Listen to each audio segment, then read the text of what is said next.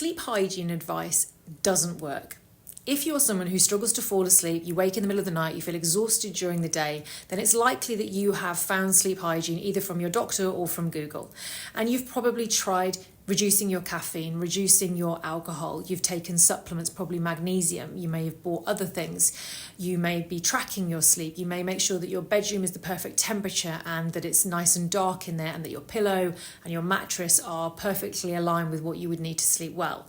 And you probably also found that none of these things have helped long term. Maybe they help for a night or two, but then they don't carry on. The effects don't carry on. In this video, I'm going to be explaining why that is, and I'm going to be giving you some much better advice around what you can do to improve your sleep. My name is Kathryn Pinkham, and I am the founder of the Insomnia Clinic, and I've spent over 15 years, both as a consultant in the NHS and privately, helping people who feel just like you to sleep better. So the reason sleep hygiene doesn't work is because it's good lifestyle advice. Of course, if we drink less alcohol, we reduce our stress, we learn to relax more, we will feel better.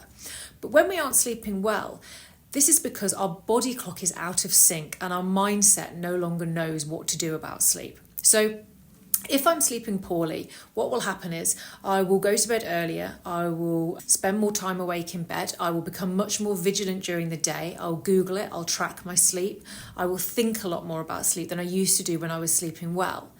So in order to fix my sleep, this is not just about relaxation. My body clock no longer knows what to do. I'm awake every night at 3 a.m.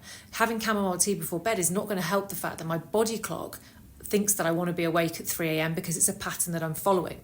If I've spent night after night in bed feeling anxious and worried and upset, my bed is now connected to those feelings. So I need to work on my mindset. I need to notice how I talk to myself about sleep, and I need to teach my body that actually bed is a safe place and I can reduce that vigilance around bed. Again, sleep hygiene is not going to do any of these things for you.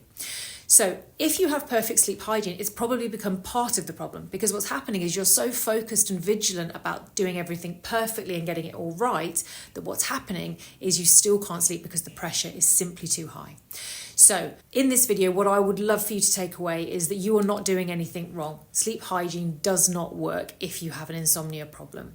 Instead, join my free sleep webinar, and I'm going to be giving you free tips and advice around CBT for insomnia, which is the evidence-based program which will help to improve your sleep long term. And it will mean that you can let go of all of those things that you're having to do every night that aren't working for you.